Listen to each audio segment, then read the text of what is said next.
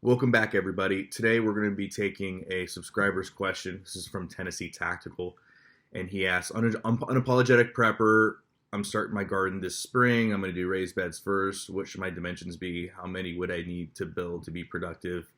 Great question, and we're going to answer that. So let's go ahead and put this comment in the box here for you guys to take a look at, and then we'll discuss, and then we'll talk about some just initial gardening advice I have for you guys. So let's get started.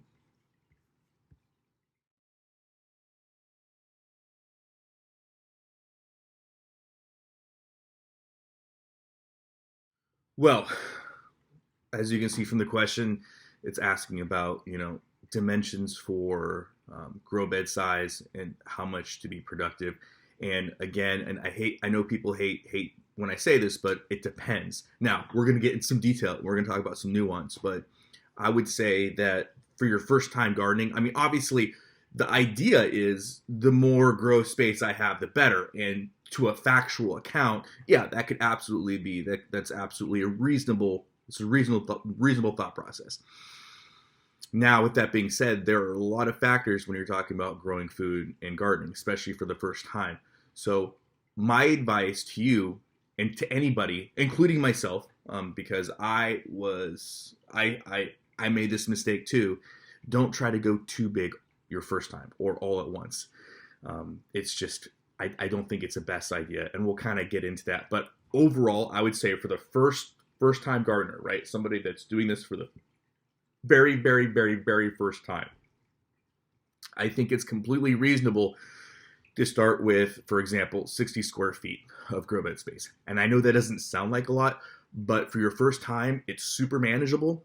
Okay. Not only is it super manageable, but if you're spending and you're putting a lot of time and putting a lot of effort in 60 square feet of grow space, you're going to produce a lot more than you think.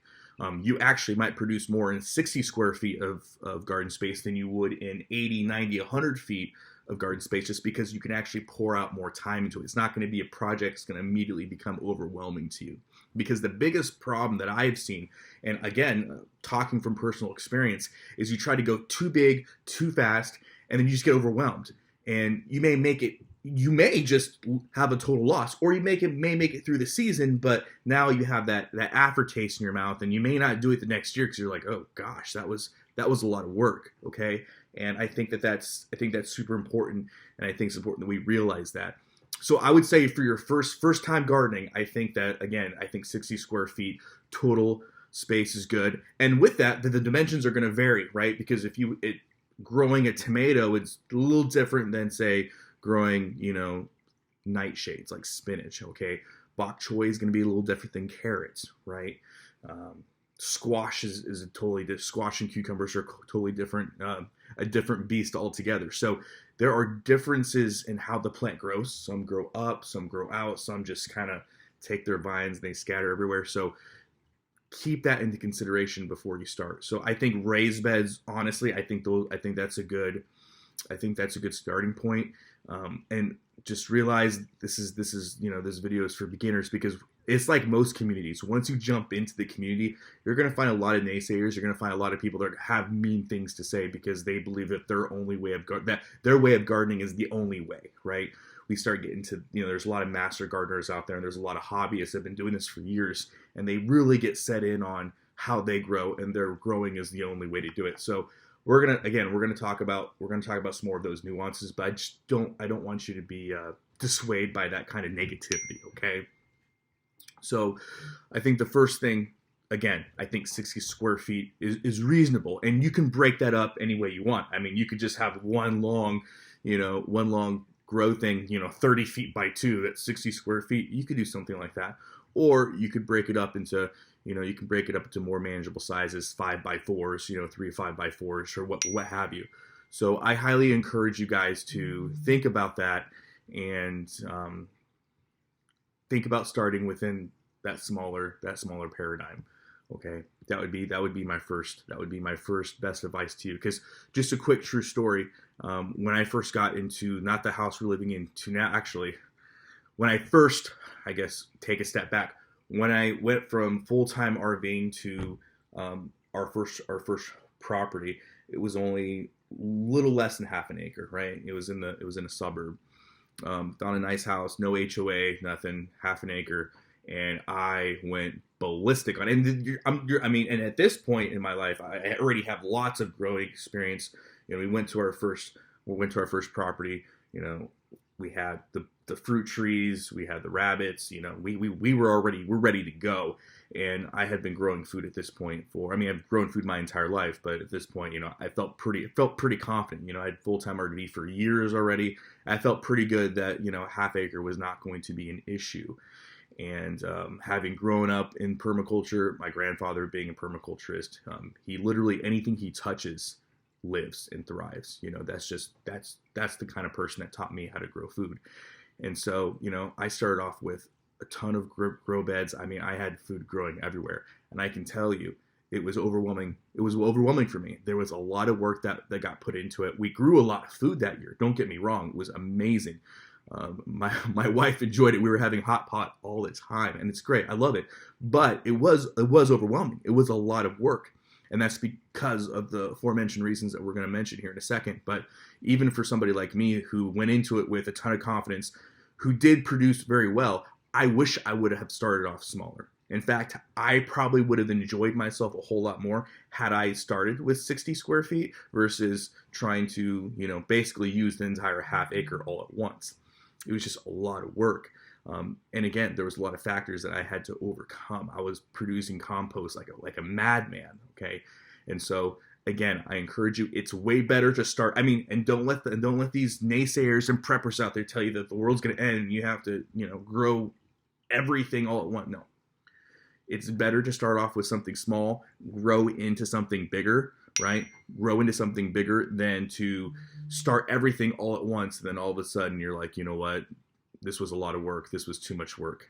I'm out. I don't want to do this next year. It's better to say, hey, I wish I would have done more. Let's do more than to produce a lot your first time and then not do it again. So let's get into some other considerations here that I think are important. So now I'm going to share with you guys my 7 rules, especially for first-time gardeners, but they're not just for first-time gardeners. These are 7 rules that I live by. If I was going to go help somebody else, these are 7 considerations I would bring up. If I was going to go start a new homestead, these are the 7 rules that I would look at and I would live by. So again, this is not just for beginners. This is for everybody. Again, this is something that I would take with me everywhere I go. But again, it is great advice for people that are especially looking into gardening for the first time, and it's not overly nuanced. It's very easy because you can definitely get down in the weeds when it comes to growing food. I mean, you start talking to master gardeners and, you know, you start talking about compost tea recipes, soil pH, you know, all sorts of stuff. It can get overwhelming pretty quick, but clear your mind. These are 7 rules that I live by. The first one, know what you want to plant. So before you just, you know, a lot of people will just go to the Home Depot, Lowe's, Walmart, local grocery store, and they'll see seeds and then they'll start looking at what they have and be like, okay, I'm going to do this, I'm going to do that. That's fine. I'm going to highly encourage you guys to put a little bit of thought process into it beforehand. What is it you want to grow and why? Again, the why matters. The why is important.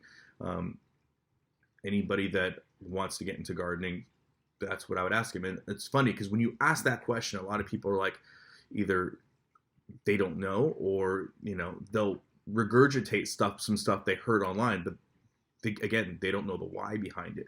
So everybody's different, you know. Figure out what you like, figure out what you think you would like to grow, and then start from there. Even if you don't grow it, that's a good starting point because you're starting to get that situational awareness, and you're starting to think, and you're actually putting together and formulating more things than you realize, because again, the why matters. The why you're doing something is extremely important. So even if you don't plant, for example, cucumbers, the fact that you wanted to grow cucumbers will play an important part later, and you'll see why. Number 2, understand your crop zone and crop requirements, okay? So let's say I wanted to grow watermelon, and like, let's just say I'm just hardcore, I want to grow watermelon, but then I realize that my crop zone does not allow for watermelon. Let's say it's frozen most of the year here, or what have you. Or let's say you're in the you know, Sierra Desert and you're wanting to grow a colder vegetable, colder plant. These are all things that are important. These things all matter. So understanding your crop zone and crop requirements, because you're going to see that a lot of times you're like, I want to grow this, and that, and it's a great idea. And then when you try to do it, it doesn't work or something happens. Or when you research your crop zone, so you don't fall into that mistake, you realize, oh, this is what's conducive to my crop zone. This is what my crop requirements are. Now, does that mean that you can't grow those vegetables and produce? Absolutely not. But it may mean that you might have to do some more research, do some digging. Maybe you're going to have to start seedlings outside or inside, or have a garden or a greenhouse or something like that. You don't necessarily have to do a greenhouse, but maybe you do, depending on where you're at. Maybe you need to start seedlings inside and then plant them, because you're not going to be able to do everything outside. These are all different considerations that you might have to overcome. Greenhouses are great. Aquaponics, we'll kind of talk about aquaponics and hydroponics here in a moment, but again, understanding your crop zone, understanding the requirements, and seeing if you can make those requirements happen. And that was one of the biggest issues I had when I went from first-time RVing to our first home. I had a great half acre, but what I didn't realize is for that area there was some soil depletion issues that wasn't in other places. That, in my mind, I was like, the soil here should be good because I'm familiar with the soil in this county. I already pulled information from almanacs and other source material. But just because the county by and large has this percent of water intake or is known to have this type of soil, doesn't mean that's the soil you're gonna have. So I had to do a lot of soil. I had to bring my soil to life, essentially. Even the area that we're in, we have good soil by and large, but this plot that I had, it was pretty much dead. So I had to reinvigorate that. Again, a lot of compost tea, a lot of compost, rock dust, the whole 9 yards, the wood chip method. Like, I really had to put a lot of work to get that soil nice and rich and alive and thriving. So again, when you're trying to do this all at once, it's a lot of work. So understand these requirements and kind of figure that out ahead of time. Number 3, again, kind of like what I've already touched on. I don't want to go too far into the woods with this, but don't feel like you have to plant too big. Don't feel like you have to go out there and just, we have 3,000 square feet of lawn here, so we're going to uproot everything and we're going to plant 3,000 square feet of crops. Don't feel like you have to do that. Again, it's much better to start small and be like, wow. If you were at the end of the season, if you're like, wow, I could have done so much more, I can't wait to do so much more next year, that is the winning attitude. That's awesome. That's better than, I thought I was not going to make it this year. I can't believe did we make it? Oh my gosh, we made it. It's much better to be like, heck yeah, let's do more next year than, oh my gosh, we barely made the season. So there you have it. Number 4, really think about food bushes and trees, okay? I think my personal opinion, I love fruit trees. I love fruit bushes. They have salad bushes. They're great because they don't take a lot of work. They grow every single year. And it's something that I really have people consider, because if you're thinking about getting into this, maybe don't even, me personally, if I were to go to another homestead, I may not even do a garden the first year. I may just get a bunch of fruit trees and bushes and get them in the ground, because I know it may take a year or two, it may take a couple seasons before they're even producing fruit. But the fact that I can get that process started and then I have recurring food over and over and over again, year after year after year, it's a great investment, okay? So I highly encourage you to look at that. It could be anything from, cherry trees, blueberry bushes, goji bushes. Again, they have salad bushes out there that you can pick and make salads, tea bushes. There's a lot of different things that you can have every single year. So, you may not be able to live off of cherries, plums, apples, blueberries, and goji berries and salad bush, but hey, wouldn't it be nice to have it and not have to put in a whole bunch of work? Again, so those are things to think about. Again, me personally, if I was doing this again and I was moving to a new property, I may not even do a garden the first year, but I definitely would want to get some fruit, bushes, and trees in the ground if I could. Number 5, have a plan for what you're going to do. And this is super important because a lot of people get into this mentality where they're just, I'm going to Home Depot, I'm buying a bunch of lumber, I'm buying a bunch of dirt, buying a bunch of, for fertilizer, whatever, and I'm just going to start building something. And that's fine. And there's nothing wrong with that.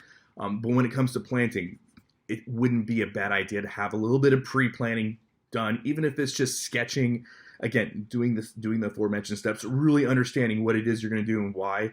Where are you going to put the garden? Why are you going to put the garden there, right? So everything, you're starting to see the nuance here. What do I want to grow? Why do I want to grow that? Okay, I figured that out. What's my crop zone? What are my crop requirements? These are my requirements. Okay, let me go out there and see if that's feasible. Okay, is this too big? Is it not too big? Okay, there's a lot going on here. Maybe I should think about doing bushes and fruit trees first. Is that applicable? Where would that be applicable? So start to formulate these plans. Start to really think out what it is you're doing, why you're doing it, and don't feel like you just, don't feel like you have to wake up one day and be like, oh my God, I just listened to some, mainstream prepper out there that says grow my food now or then the world's going to happen. We're going to Home Depot, dear. Let's not get into that mentality. Let's be methodical about this. Number 6, don't fall into the traditional box of gardening, okay? There are some people out there that think that if it's not row crop gardening, if you're not doing row crops, it's not real gardening. There are some people out there that believe that. There are other people out there that believe that the best way to grow produce is in a raised bed. That's the best way to do it. Don't let anyone tell you otherwise.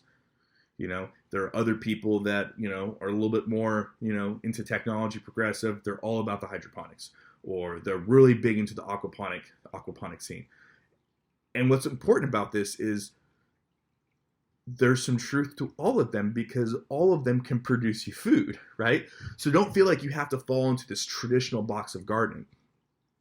That was one of the things that we started immediately after that first season. I was like, wow, it was a lot of work. I was like, gosh, I'm burnt. This is long grow season. I'm glad everything is done. And, we wanted to produce food in the wintertime. And I went ahead and I started aquaponics, indoor aquaponics. And it was great. It was, I enjoy aquaponics. I enjoy fish. I really do. Obviously we have tilapia growing here. I really love fish. I don't know why. Maybe it's just because they're cool to look at, but big fish guy. I love aquariums. I think I get that from my grandfather, but anyway, I love it. Koi, the whole 9 yards. I think it's great. So for me, aquaponics is great. I love it. I love the biofilter. I love how all that stuff works together, making sure and taking fish waste and making it high quality food. I think it's just so fascinating. But some people would tell you that's not real gardening. So don't listen to the naysayers. It's okay to think outside the traditional grow box, so to speak. So, if you do have a little bit more of an engineering mind, or you have a bunch of PVC pipe available, or you think that you might want to start aquaponics or, hydroponics, feel free to get out there. Try to do it. There's not just one way of gardening. I know people that do exclusive aquaponics and hydroponics. Good for them. Their situation's different. They may not have the soil, and they may not want to go through all the time and effort to get soil up to where it goes. Having a hydroponic system works perfectly for them, and that's great. So again, don't fall into the traditional box of gardening. There's lots of different ways to do it. Everybody's situation is different, so have a plan. Totally okay. Don't let anybody tell you otherwise. And number 7, and I think this is the most important thing, and you can kind of see I get really excited when I talk about gardening because I truly do love it. Have fun, right? It's better to wish you had done more, like I said, than feel overwhelmed by the fact that you just got by. So at the end of the day, I highly encourage you guys, have fun with it, man. Gardening is a blast, and it should be a blast. And what makes it a blast is when you're in the driver's seat. Don't feel like you have to get into gardening because all these, doomsday sayers are saying, grow food now, you're going to die. No, have fun. Even if it's just one grow box.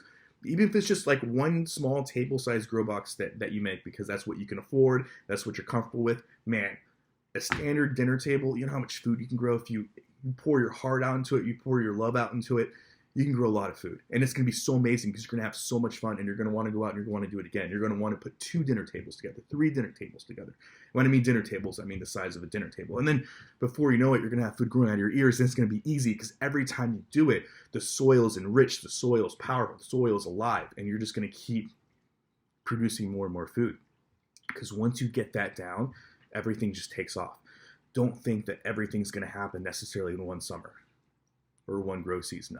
There have been times where I've grown food and I just started and I did everything and it was great, but it needed to season up a little bit, right? The more years I poured into it, the more life that it produced. So again, don't feel like this is all going to happen overnight, but have fun with it. Enjoy yourself. Understand why you're doing it. Be intentional. And again, you don't have to grow inside the box. Look at all your avenues, explore, have fun with it. right? Enjoy what you're doing. And the second it becomes, life of fun, joy, and adventure is the day that you got it all figured out. So there you have it. I hope this was helpful for you guys. If you have any questions, again, leave them in the comment section below. We'll try to get to them, as soon as I can. But yeah, I hope you guys enjoy the video. Again, if you have any questions, leave them in the comment section below. If you have anything to add to this conversation, leave them in the comment section below. Let's have a conversation. I think it's great. What are some helpful tips you guys have? You guys like? Do you guys think I got anything wrong? Did I miss something out that's crucial? Let us know. As always, guys, long live the Republic.